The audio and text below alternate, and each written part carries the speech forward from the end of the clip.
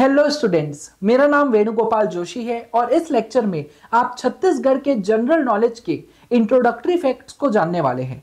Sir, इस particular lecture में हम क्या क्या चीज़ों को स्पेसिफिकली जानने वाले हैं? तो एरिया और जियोग्राफी के बारे में जानेंगे, निकनेम और टाइटल के बारे में जानेंगे, गवर्नेंस एंड एडमिनिस्ट्रेशन के बारे में जानेंगे, हिस्ट्री एंड कल्चर के बारे में जानेंगे, स्टेट के सिंबल रिलेटेड जो भी इंफॉर्मेशन है उसको जानेंगे, और जो अरपा पारी के धार महानदी है अपार, ये जो स्टेट का सॉन्ग है, इससे रिलेटेड जो एमसीक्यूज है और जो इंपॉर्टेंट इंफॉर्मेशन है वो भी जानने वाले हैं। सर, बेसिकली ये जो नंबर्स लिखे हैं साइड में, वो सारे नंबर्स क्या है? तो ये सारे नंबर एमसीक्यूज के हैं कि इतने एमसीक्यूज के थ्रू एक पर्टिकुलर टॉपिक को कवर किया जाएगा।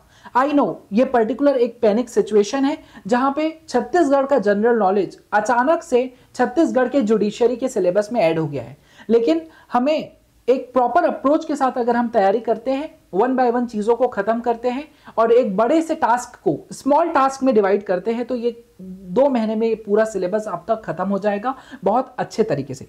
अब इस लेक्चर को स्टार्ट करने से पहले कुछ इंपॉर्टेंट इंफॉर्मेशन है जिसे हमें जान लेना चाहिए। पहले तो आपको सारे इंस्ट्रक्शन फॉलो करना है। आपको एक एक्टिव लिसनर की तरह, एक एक्टिव लर्नर की तरह ये पूरे लेक्चर को देखना है। सर, एक्टिव लर्नर क्या होता है? एक होता है नॉर्मल स्टूडेंट जो कि सिर्फ लेक्चर को लगा के देख लेता है और चले जाता है, तो उससे उसको बहुत कम इंफॉर्मेशन याद रहती है, अनलेस उसकी सुनने की क्षमता बहुत ज्यादा अच्छी है तो। अदरवाइज अगर एक एक्टिव लर्नर है तो वो क्या करेगा, इस लेक्चर से प्रॉपर नोट्स बनाएगा, उसे एक डॉक्यूमेंटेड फाइल में रखेगा और उसे रिवाइज करते जाएगा। तो मेक श्योर करेगा कि वो अगर वो इस पर्टिकुलर लेक्चर में 40 से 45 मिनट इन्वेस्ट कर रहा है तो उस पर्टिकुलर टाइम का उसने यूज किया है और आने वाले समय में उस 40 मिनट की इंफॉर्मेशन को वो 20 मिनट 10 मिनट अपने रिवीजन में करते जाएगा। ओके, अब आपको आपके माइंड को रिलैक्स करना है। जो भी आप जिस भी ऑरा में थे उससे बाहर आ जाइए, रिलैक्स कर लीजिए, 3 डीप ब्रेथ लेना है आपको, उसके बाद इस लेक्चर को स्टार्ट करना है। और बहुत ज़्यादा सोचना नहीं है कि किस तरीके से आप ये पूरा कोर्स करेंगे, वन बाय वन चीज़ों को ख़त्म करते जाना है। अभी के लिए नेक्स्ट 40-45 मिनट्स का सिर्फ आपका एक ही टारगेट है कि आपको ये लेक्चर को बहुत ईजिली, बहुत अच्छे से समझना है, सुनना है और उसके हिसाब से आगे बढ़ना है। एक इंपॉर्टेंट अनाउंसमेंट है regarding special offer. Chhattisgarh judiciary 2024 के लिए आप सभी प्रिपेयर कर रहे हैं और इस पर्टिकुलर प्रिपरेशन की जर्नी में मैंने छत्तीसगढ़ के जनरल नॉलेज, 5 लोकल लॉज और अपडेटेड टेस्ट सीरीज के रिगार्डिंग स्पेशल और एक्सक्लूसिव कोर्स लाया है। जो कोर्सेज बहुत ही हाई प्राइस पर अवेलेबल है मार्केट में, उसे बहुत लो प्राइस पर मैंने देने का कोशिश किया है विदाउट कॉम्प्रोमाइजिंग द क्वालिटी। और ये कोर्सेज की इंडिविजुअल प्राइसिंग कुछ इस तरीके के हैं, लाइक छत्तीसगढ़ का जीके अभी ऑफर प्राइस पर आपको 2999 पे मिल जाएगा, प्लस लोकल लॉज जो है वो भी 2999 पे मिल जाएगा और अपडेटेड टेस्ट सीरीज आपको 1499 पर मिल जाएगा। इसके अलावा अगर आपको स्पेशल डिस्काउंट चाहिए तो 10 अगस्त से लेकर 20 अगस्त 20 अगस्त तक के अगर आप ये कोर्स को परचेस करते हैं और तीनों ही कोर्सेज को परचेस करते हैं तो ये तीनों कोर्सेज आपको बंडल कोर्सेज के रूप में जस्ट 4999 के एक्सक्लूसिव प्राइस पर और बहुत ही कम प्राइस पर अवेलेबल हो जाएंगे। So this was all about pricing and the course detail. अगर इसके अलावा आपको कुछ डाउट आता है तो आप इस नंबर पर व्हाट्सएप कर सकते हैं 8085696192। प्लस डिस्क्रिप्शन में आपको हमारा लिंक मिल जाएगा वेबसाइट का, वहां जाकर आप हमारी वेबसाइट देख सकते हैं, वहां से आप एप्लीकेशन भी डाउनलोड कर सकते हैं और कुछ ही समय में जो हमारा ऐप है वो गूगल प्ले स्टोर पर भी लाइव हो जाएगा, तो आप ऐप को वहां से भी डाउनलोड कर सकते हैं। इसके अलावा हर कोर्स कैसा होगा, कितना डिटेल में और किस तरीके से पढ़ाया जाएगा, उससे रिलेटेड एक वीडियो मैंने एक्सक्लूसिव बनाई है, आप वो वीडियो भी देख सकते हैं। उस वीडियो का लिंक भी आपको डिस्क्रिप्शन में मिल जाएगा, जहां पर मैं आपको डिटेल में बताऊंगा टेस्ट सीरीज किस तरीके से होगी, जनरल नॉलेज को किस तरीके से कवर कराया जाएगा और 5 लोकल लॉज जो है उसे किस तरीके से पढ़ाया जाएगा। और क्वालिटी अगर आपको चेक करना होगा हमारे पढ़ाने की, तो जो अवेलेबल डेमो लेक्चर्स हैं यूट्यूब में फ्री ऑफ कॉस्ट वो आप देख सकते हैं, उससे आपको हमारी क्वालिटी का भी अंदाजा हो जाएगा। ओके, अब डायरेक्टली छत्तीसगढ़ के मैप को समझते हैं। हमारे सामने छत्तीसगढ़ का मैप है। छत्तीसगढ़ के मैप में 33 डिस्ट्रिक्ट्स है जिसे 5 डिविजन्स में बांटा गया है, डिवाइड किया गया है। अगर हम नीचे से ऊपर की ओर जाएंगे तो सबसे नीचे कौन सा डिवीजन आएगा आपका, तो बस्तर डिवीजन, उसके ऊपर रायपुर डिवीजन, फिर दुर्ग डिवीजन, फिर बिलासपुर डिवीजन और सबसे ऊपर आएगा आपका सरगुजा डिवीजन। सरगुजा डिवीजन में कितने डिस्ट्रिक्ट आएंगे, तो 6 डिस्ट्रिक्ट आएंगे। बिलासपुर डिवीजन में कितने डिस्ट्रिक्ट आएंगे, नंबर ऑफ डिस्ट्रिक्ट, तो 8 आएंगे। दुर्ग में कितने आएंगे, तो 7, और रायपुर में 5, और जो आपका लास्ट बस्तर है उसमें 7 डिस्ट्रिक्ट आएंगे। अब हमने क्या किया है, इंफॉर्मेशन को डिवाइड कर लिया है कि 5 डिवीजन 33 डिस्ट्रिक्ट, नीचे से अगर ऊपर की ओर जाएंगे तो बस्तर, रायपुर, दुर्ग, बिलासपुर और सरगुजा। सरगुजा में 6 डिस्ट्रिक्ट, बिलासपुर में 8 डिस्ट्रिक्ट, दुर्ग में 7 डिस्ट्रिक्ट, रायपुर में 5 डिस्ट्रिक्ट और बस्तर में अगेन 7 डिस्ट्रिक्ट। अब हम सरगुजा डिवीजन के जो 6 डिस्ट्रिक्ट है उसको समझने की कोशिश करते हैं। ओके, सो सबसे पहले क्या आएगा आपके पास, बलरामपुर। बलरामपुर से जस्ट लेफ्ट में क्या आएगा, सूरजपुर। सूरजपुर के बाजू आपका छोटा सा आएगा कोरिया, और कोरिया के बाजू में लेफ्ट साइड में आपका क्या आएगा, मनेंद्रगढ़, चिरमिरी, भरतपुर। सूरजपुर और बलरामपुर के जस्ट नीचे अगर आप देखेंगे तो सरगुजा डिस्ट्रिक्ट आएगा, और सरगुजा डिस्ट्रिक्ट के जस्ट राइट में आएगा आपका जशपुर डिस्ट्रिक्ट। तो इस तरीके से आपके ये 6 डिस्ट्रिक्ट हुए। उसके बाद अगर हम देखें बिलासपुर डिवीजन, बिलासपुर संभाग को, तो यहाँ पे 8 डिस्ट्रिक्ट आ रहे हैं। उसकी इंफॉर्मेशन देखते हैं। जशपुर में हम रुके थे, तो जशपुर से जस्ट नीचे आएगा आपके पास रायगढ़।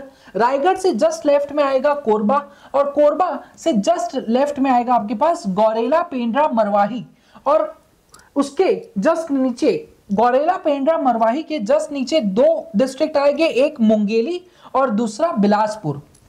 और बिलासपुर के जस्ट बाजू में आपको याद रखना है जांगीर चांपा। जांगीर चांपा से बना हुआ डिस्ट्रिक्ट शक्ति, और शक्ति के जस्ट नीचे आएगा सारंगगढ़, भिलाईगढ़। उसके नीचे हम रायपुर डिवीजन के बारे में बात करते हैं। रायपुर डिवीजन में सबसे ऊपर क्या आता है, बलौदा बाजार। बलौदा बाजार के नीचे रायपुर डिस्ट्रिक्ट और महासमुंद डिस्ट्रिक्ट, और रायपुर डिस्ट्रिक्ट के नीचे आएगा आपका धमतरी और गरियाबंद। ओके, तो जो तीसरा डिवीजन हमने क्या देखा, रायपुर डिवीजन, सबसे ऊपर बलौदा बाजार, बलौदा बाजार के नीचे रायपुर और महासमुंद, रायपुर के नीचे क्या आएगा फिर आपके पास, धमतरी और गरियाबंद। अब जो दुर्ग संभाग है, दुर्ग डिवीजन, उसे समझते हैं। कबीरधाम सबसे ऊपर आएगा जो कि मुंगेली से लगा हुआ है, कबीरधाम। उसके बाद आएगा आपके पास बेमेतरा। बेमेतरा के जस्ट लेफ्ट हैंड साइड में क्या आएगा, खैरागढ़, छुई खदान, गंडई, और बेमेतरा के जस्ट नीचे आएगा आपका दुर्ग। दुर्ग से जस्ट लेफ्ट में राजनांदगांव, और राजनांदगांव के नीचे 2 डिस्ट्रिक्ट आएंगे, बालोद और मोहला मानपुर। ओके, तो ये डिवीजन हुआ दुर्ग डिवीजन। दुर्ग डिवीजन में सबसे ऊपर क्या आया, कबीरधाम, फिर बेमेतरा, फिर कबीरधाम के नीचे आएगा आपका खैरागढ़, छुई खदान, गंडई, और उसके नीचे आएगा राजनांदगांव। राजनांदगांव के राइट साइड में अगर हम देखेंगे तो क्या आएगा, दुर्ग आएगा, और राजनांदगांव के नीचे अगर हम 2 डिस्ट्रिक्ट के बारे में बात करें तो कौन सा आएगा, बालोद और मोहला एंड मानपुर। उसके बाद अब हम लास्ट जो हमारा डिवीजन है बस्तर डिवीजन, उसको समझते हैं। बस्तर डिवीजन में सबसे ऊपर आएगा आपके पास कांकेर डिस्ट्रिक्ट। कांकेर डिस्ट्रिक्ट के नीचे 2 डिस्ट्रिक्ट याद रखना है, नारायणपुर और कोंडागांव। फिर नारायणपुर के नीचे 3 डिस्ट्रिक्ट याद रखना है, बीजापुर, दंतेवाड़ा और बस्तर, और दंतेवाड़ा के नीचे लास्ट में सुकमा डिस्ट्रिक्ट आता है, वो याद रखना है। ये सारे डिस्ट्रिक्ट और डिवीजन खत्म होते हैं, और ये उसी से रिलेटेड इंफॉर्मेशन दी गई है कि कौन से डिवीजन में क्या डिस्ट्रिक्ट आता है। ओके, अब सारे डिस्ट्रिक्ट को एक बार क्विकली रिवाइज करते हैं और रिकॉल करने की कोशिश करते हैं कि हमें कितनी इंफॉर्मेशन याद है। सबसे ऊपर कौन सा डिवीजन था, सरगुजा डिवीजन। सरगुजा डिवीजन में कितने डिस्ट्रिक्ट आते हैं, 6 डिस्ट्रिक्ट। सबसे ऊपर बलरामपुर, बलरामपुर के जस्ट लेफ्ट में सूरजपुर, सूरजपुर से जस्ट लेफ्ट में कोरिया, कोरिया से जस्ट लेफ्ट में मनेंद्रगढ़, चिरमिरी, भरतपुर। फिर जो सूरजपुर और बलरामपुर है उसके नीचे क्या आएगा, सरगुजा डिस्ट्रिक्ट। सरगुजा के जस्ट राइट में क्या आएगा, जशपुर डिस्ट्रिक्ट। ये हो गया सरगुजा डिवीजन खत्म। उसके नीचे आपका बिलासपुर डिवीजन आएगा। बिलासपुर डिवीजन में टोटल 8 डिस्ट्रिक्ट हो गए, ये 8 डिस्ट्रिक्ट को जानते हैं। जशपुर के नीचे हमने क्या देखा था, रायगढ़ आएगा, रायगढ़ से जस्ट लेफ्ट में क्या आएगा, कोरबा, कोरबा से जस्ट लेफ्ट में आएगा गौरेला, पेंड्रा, मरवाही, उससे जस्ट नीचे मुंगेली और बिलासपुर, बिलासपुर से जस्ट राइट में आप देखेंगे तो जांगीर चांपा, जांगीर चांपा से जस्ट राइट में ये शक्ति, और शक्ति के नीचे सारंगगढ़ और भिलाईगढ़ वो आ जाएगा। अब रायपुर संभाग, रायपुर डिवीजन को जानते हैं। जो रायपुर डिवीजन है उसमें कितने डिस्ट्रिक्ट है, तो टोटल 5 डिस्ट्रिक्ट है। सबसे ऊपर बलौदा बाजार, बलौदा बाजार से नीचे रायपुर और महासमुंद, और फिर रायपुर के नीचे आपका क्या आएगा, धमतरी, और धमतरी से जस्ट राइट साइड में क्या आएगा, गरियाबंद। अब जो दुर्ग डिवीजन है उसे जानते हैं। दुर्ग डिवीजन में सबसे ऊपर हमने क्या देखा था, कबीरधाम, कबीरधाम के बाजू में बेमेतरा, फिर यहां पे खैरागढ़, छुईकदान और गंडई देखा था, खैरागढ़, छुईकदान, गंडई, और फिर ये हमने देखा था दुर्ग, फिर राजनांदगांव, राजनांदगांव के नीचे 2 चीजें देखी थी, एक बालोद, एक मोहला मानपुर। फिर लास्ट में हम अब क्या देखने वाले हैं, तो बस्तर डिवीजन, बस्तर डिवीजन में सबसे ऊपर आएगा आपका काकेर, काकेर के नीचे 2 चीज आएगी, कोंडागांव और नारायणपुर। फिर नारायणपुर के नीचे 3 चीजें देखी थी हमने, बस्तर, दंतेवाड़ा और बीजापुर, और दंतेवाड़ा के नीचे सुकमा। आई होप ये पूरा आपको चीजें याद हो गई होगी। तो एरिया और ज्योग्राफी को स्टार्ट करते हैं, 1 बाय 1 एमसीक्यू के वे से पूरी चीजों को कवर करते जाएंगे। एरिया में पहला क्वेश्चन आता है आपके सामने, what is the rank of Chhattisgarh in the country in terms of area. Area के टर्म्स में पूरे देश में छत्तीसगढ़ का रैंक कौन सा है, तो छत्तीसगढ़ का 9th रैंक है, मतलब छत्तीसगढ़ 9th रैंक का वो स्टेट है जिसका एरिया सबसे बड़ा है। ओके, अगर हम छत्तीसगढ़ के पूरे टोटल एरिया के बारे में बात करें तो कितने किलोमीटर में वो फैला हुआ है, ये क्वेश्चन पूछता है। तो 1,35,192 किलोमीटर्स में जो छत्तीसगढ़ का पूरा एरिया है वो फैला हुआ है। कोई कोई बुक्स में 1,35,191 किलोमीटर्स भी दिया हुआ है, तो आपको कंफ्यूज नहीं होना है। What percentage of India's total land area does Chhattisgarh encompasses, मतलब इंडिया का जो टोटल लैंड एरिया है उसमें से कितना परसेंट एरिया छत्तीसगढ़ का है ये पूछा गया है। तो 4.14% जो है वो टोटल एरिया है पूरे इंडिया के एरिया में से छत्तीसगढ़ का एरिया। 4th वाला पॉइंट सेम क्वेश्चन रिपीट हो गया था, इस वजह से उसको छोड़ा गया है। Which of the following city is known as city of cross road या सिटी ऑफ स्क्वायर, या चौराहों का जो गढ़ है या चौराहों की नगरी किसे कहा जाता है, ये क्वेश्चन पूछा गया है। तो जगदलपुर है उसे कहा जाता है चौराहों का शहर, सिटी ऑफ क्रॉस रोड या सिटी ऑफ स्क्वायर। और जगदलपुर कहां पे है, तो अगर आप ये छत्तीसगढ़ का मैप देख पा रहे हो तो इसमें जो बस्तर आपका डिवीजन भी है और उसमें भी बस्तर जो डिस्ट्रिक्ट है उसके अंदर जो आप राइट हैंड साइड में नीचे की तरफ देखेंगे तो आपको जगदलपुर दिख जाएगा। तो वो जगदलपुर को क्या कहा जाता है, सिटी ऑफ क्रॉस रोड। अब धान का कटोरा किसे कहा जाता है, ये तो सभी को पता है, Chhattisgarh is also known as bowl of rice. Bastar को और क्या कहा जाता है, आइसलैंड ऑफ क्या, तो जो साल फॉरेस्ट है वो वहां पे बहुत ज्यादा पाया जाता है, इसलिए बस्तर को आइसलैंड ऑफ साल फॉरेस्ट भी कहा जाता है।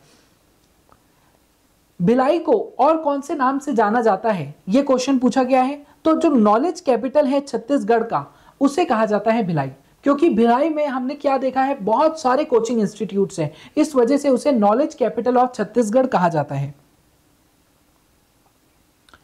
काशी ऑफ छत्तीसगढ़ किसे कहा जाता है, ये क्वेश्चन है आपके सामने। तो खैरागढ़, खैरागढ़ की प्लेस को काशी ऑफ छत्तीसगढ़ कहा जाता है। खैरागढ़ सर कहां पे आता है, तो आपने जो छत्तीसगढ़ का मैप पढ़ा था उसे अगर आपने कंठस्थ किया है तो ये आंसर आपको आ जाएगा। जब हम अगर ध्यान से देखें तो ये आपका कौन सा संभाग है, मतलब डिवीजन है, तो दुर्ग डिवीजन। अब दुर्ग डिवीजन में हमने क्या देखा था, सॉरी ये तो मुंगेली हो गया, ये वाला पार्ट नहीं आएगा इसमें। ओके, यहां से आपका दुर्ग डिवीजन आया। दुर्ग डिवीजन में सबसे ऊपर हमने क्या देखा था, कबीर धाम, जिसके बाजू में था बेमेतरा। उसके नीचे ये वाला जो पोर्शन है यहाँ पे आएगा खैरागढ़, चुई खदान और गंडई। उसके जस्ट राइट साइड में आएगा दुर्ग, लेफ्ट साइड में फिर राजनांदगांव, और राजनांदगांव के नीचे आएगा मोला मानपुर, और राइट साइड में आएगा बालोद। तो ये हुआ आपका टोटल दुर्ग संभाग। और दुर्ग संभाग में हमको पता चला कि खैरागढ़ कहां पर है, और खैरागढ़ को क्या कहा जाता है, काशी ऑफ छत्तीसगढ़। ओके, अब जो 10th एमसीक्यू है वो बताता है शिमला ऑफ छत्तीसगढ़ किसे कहा जाता है। तो शिमला जो है मणिपत एक जगह है जिसे शिमला ऑफ छत्तीसगढ़ कहा जाता है। और क्योंकि वहां का वातावरण जो है वो बहुत ज्यादा ठंडा है, इस वजह से इसे लिटिल तिब्बत भी आप कह सकते हो। अब आपके सामने एक मैच द फॉलोइंग आ रहा है, लेकिन हम उसे मैच जो ऑप्शंस के साथ है वो नहीं करेंगे, डायरेक्टली देखेंगे। छत्तीसगढ़ में जो शिमला है उसे क्या कहा जाता है, मीनामत। यह हमने पिछले क्वेश्चन में देखा, तो यही एमसीक्यू में भी पूछा गया है। साल फॉरेस्ट जो है वो कहां पाया जाता है, हमने देखा था बस्तर में, तो यह भी क्लियर है आपका। अब the state first biotechnology park, state का पहला बायोटेक्नोलॉजी पार्क कहां पे पाया गया था, तो अंबिकापुर में पाया गया था। और जो स्टेट का चित्तौड़गढ़ है वो किसे कहा जाता है, तो लफारगढ़ जो है उसे कहा जाता है स्टेट का चित्तौड़गढ़। आई होप ये पूरे 11 क्वेश्चंस आपके क्लियर हो गए होंगे। अब कुछ एडिशनल इंफॉर्मेशन है, हम वो समझेंगे। आई होप अभी तक के 11 एमसीक्यू आपके क्लियर हो गए होंगे। सो लेट्स मूव फॉरवर्ड। ये जो एडिशनल इंफॉर्मेशन है इसे हम आने वाले लेक्चर्स में और भी ज्यादा ऑर्गेनाइज तरीके से देखेंगे। गवर्नेंस एंड एडमिनिस्ट्रेशन को अब हम स्टार्ट करते हैं। Governance and administration. When did Raipur receive the status of municipal corporation? Raipur को म्युनिसिपल कॉर्पोरेशन का स्टेटस कब मिला, ये क्वेश्चन बहुत बार पूछा जाता है। तो 1967 में म्युनिसिपल कॉर्पोरेशन का स्टेटस मिला। ऑन द अदर हैंड अगर पूछा जाएगा कि म्युनिसिपैलिटी का स्टेटस कब मिला, तो तब आपको याद रखना है 1867 में। तो पहले म्युनिसिपैलिटी फिर municipal corporation. Who was the first to use the name Chhattisgarh in literature? तो ऐसा कौन सा व्यक्ति है जिसने छत्तीसगढ़ शब्द को खुद के लिटरेचर में यूज किया है, यह आपको बताना है। तो जो पोएट दलपत राव है उन्होंने सबसे पहले छत्तीसगढ़ शब्द को उनके लिटरेचर में यूज किया था। Which 5-year plan was in effect at the time of formation of Chhattisgarh? 1 नवंबर 2000 को छत्तीसगढ़ का फॉर्मेशन हुआ था। उस समय कौन सा 5 वर्षीय योजना मतलब 5-year प्लान चल रहा था। पहले क्या होता था, देश में जो भी डेवलपमेंट होगा नेक्स्ट 5 इयर्स में हम अपने आप को कहां देखते हैं देश के रूप में, इस तरीके से चीजें की प्लानिंग की जाती थी और 5-year प्लान्स बनते थे। आजकल कैसे होती है चीजें, तो नीति आयोग डिसाइड करता है। नीति आयोग मतलब national institution for transforming India. और पहले इस तरीके का काम कौन करता था, तो प्लानिंग कमीशन करता था। मतलब प्लानिंग कमीशन को किसने रिप्लेस किया, नीति आयोग ने। तो जब हमारा छत्तीसगढ़ बना तब प्लानिंग कमीशन काम करता था और 5-year प्लान्स चलते थे। तो उस समय कौन सा 5-year प्लान चल रहा था, ये क्वेश्चन है। तो 9th 5-year प्लान उस समय चल रहा था। How many seats does this state have in the Rajya Sabha? Rajya Sabha में कितनी सीट्स है, तो 5 सीट है। ये बहुत सारे लोगों को शायद ना पता हो, लेकिन लोकसभा की सीट्स तो सबको पता है कि 11 सीट्स लोकसभा में है। When was the first session of State Assembly of Chhattisgarh completed? तो जो छत्तीसगढ़ का स्टेट असेंबली का पहला सेशन कब कंप्लीट हुआ था, ये क्वेश्चन है। तो 14 दिसंबर 2000 से लेकर 19 दिसंबर 2000 के बीच में जो पहला सेशन था स्टेट असेंबली का वो खत्म हुआ था। क्योंकि आप सिविल जज के एस्पिरेंट्स है तो ये जो सेशन असेंबली के सेशन है लीगल एस्पेक्ट में आते हैं, तो इस तरीके की इंफॉर्मेशन आपको और भी ज्यादा अच्छे तरीके से याद होना चाहिए। 14 दिसंबर से लेकर 19 दिसंबर 2000। Okay, the building of the state ministry has been named as follows. अब स्टेट मिनिस्ट्री की बिल्डिंग का नाम क्या है ये आपको बताना है। ये पर्टिकुलर क्वेश्चन बहुत इंपॉर्टेंट है, इसे ध्यान से समझना। आंसर के लिए तो ये हो गया महानदी। अब ये जो 3 नीचे इंफॉर्मेशन दी है इसे बहुत अच्छे से समझना कि मिनिस्ट्री एंड सेक्रेटरीट बिल्डिंग को क्या कहा जाता है, महानदी भवन। डायरेक्टरेट बिल्डिंग को क्या कहा जाता है? इंद्रावती भवन। और लेजिस्लेटिव असेंबली बिल्डिंग को क्या कहा जाता है? मिनी माता भवन। ओके, जो मिनी माता थी वो first female member of parliament रह चुकी है छत्तीसगढ़ से, हेंस उनके नाम पर जो लेजिस्लेटिव असेंबली बिल्डिंग है वो रखा गया है, मतलब मिनी माता भवन।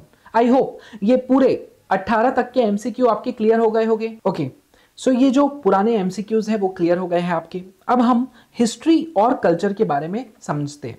Question number 19, read the following statements. Chhattisgarh was formerly the southeastern part of Madhya Pradesh. In ancient times, it was known as Dakshinpat.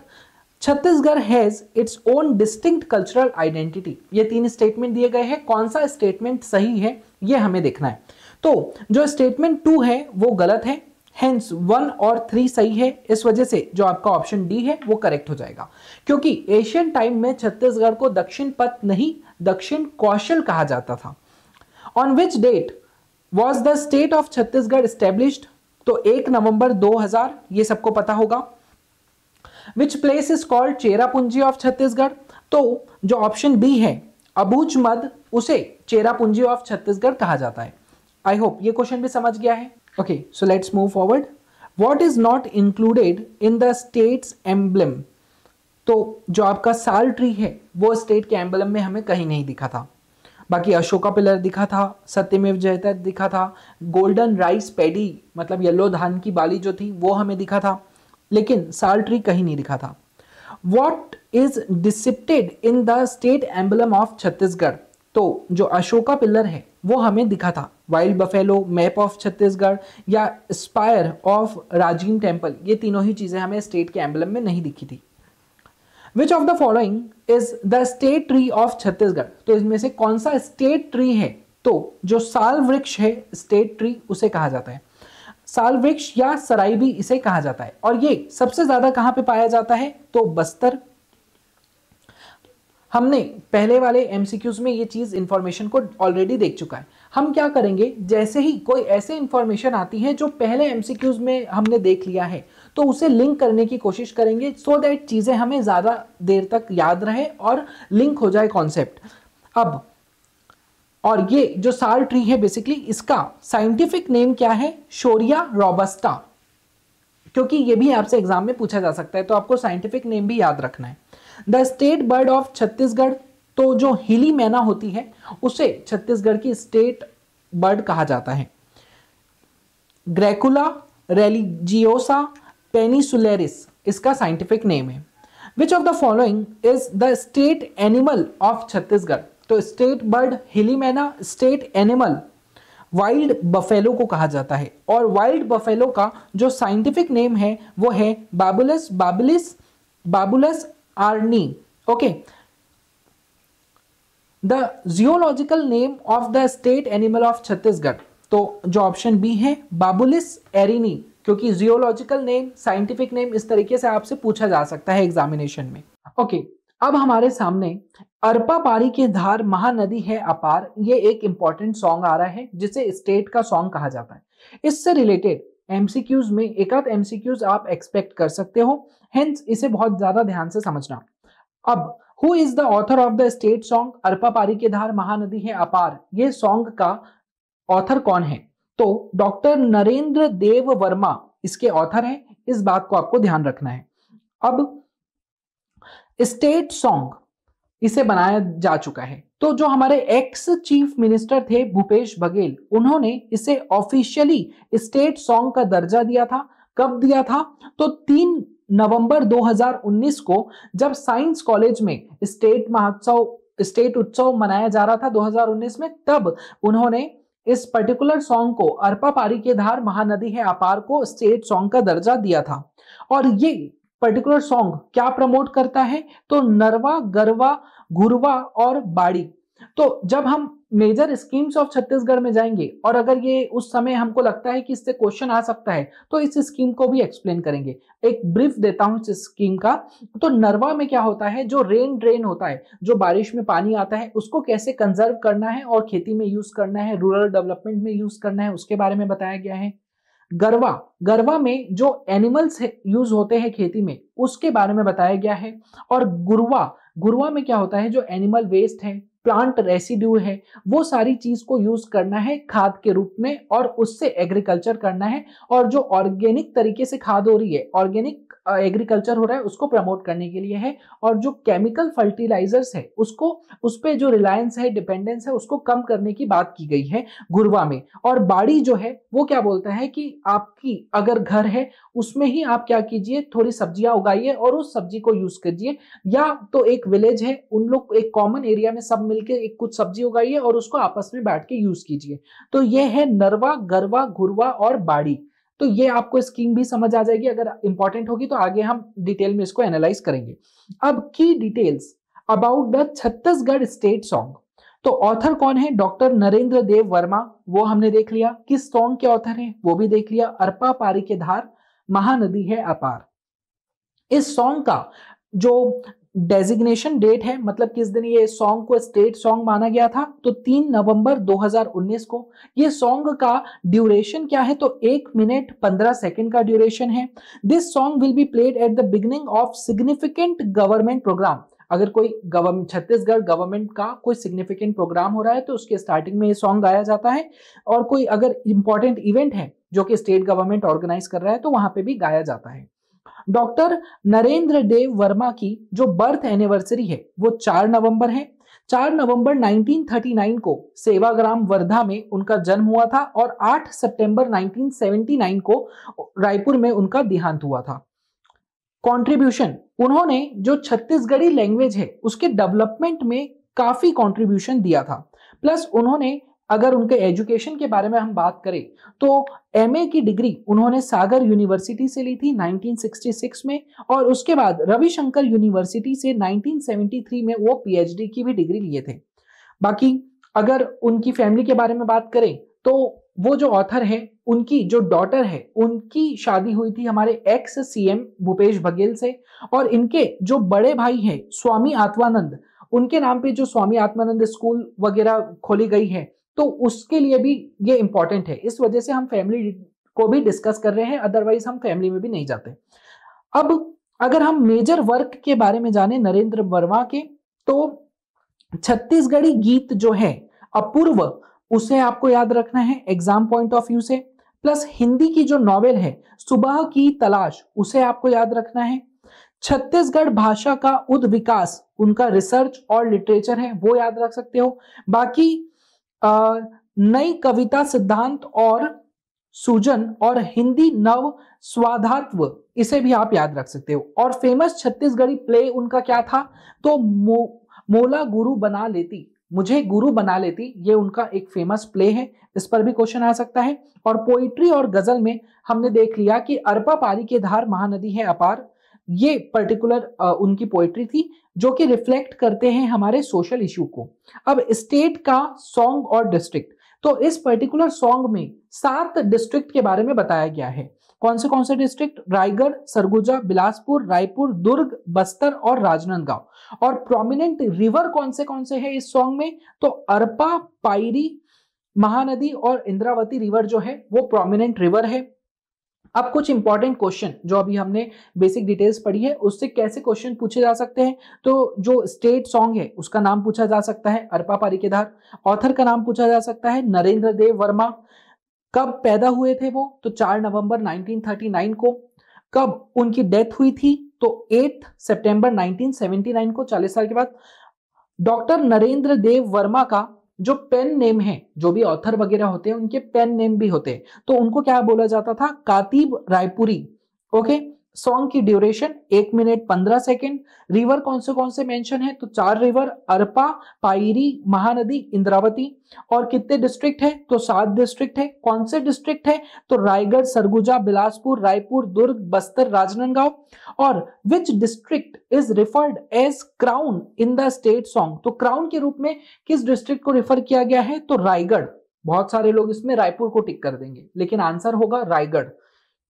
Which district are referred to in relation to Mahanadi, मायसा waste and waste band, तो महानदी, मायसा waste और waste band से related कौन सा district है, तो रायपुर और राजनांदगांव, ये भी आपको याद रखना है। उसके बाद what is the name of doctor Narendra Dev Verma Hindi novel, जो उनकी हिंदी नॉवेल आई थी उसका नाम क्या है? तो सुबह की तलाश उस हिंदी नॉवेल का नाम है। तो इस इंफॉर्मेशन को भी आपको याद रखना है।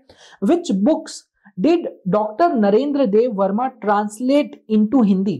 तो श्री कृष्णा की वाणी, बुद्धा की वाणी, पैगंबर की वाणी, ये 3 बुक्स है जिसे उन्होंने क्या किया था, ट्रांसलेट किया था हिंदी में। अब व्हाट इज सोन्हा बिहान? सोन्हा बिहान क्या है? तो story of exploitation and operation, तो जो उत्पीड़न की कहानी है और ऑपरेशन की कहानी है, इसको आपको याद रखना है। और कौन सा उनका इंपॉर्टेंट सॉन्ग था? तो अरपा पारी के धार महानदी है अपार। आई होप ये पूरा इंफॉर्मेशन, क्योंकि ये एग्जाम पॉइंट ऑफ व्यू से कुछ भी क्वेश्चन इस पे बन सकता है, क्योंकि ये स्टेट का सॉन्ग है। अब okay, so let's move forward. What program has the state language commission launched to preserve disappearing word of Chhattisgarhi language?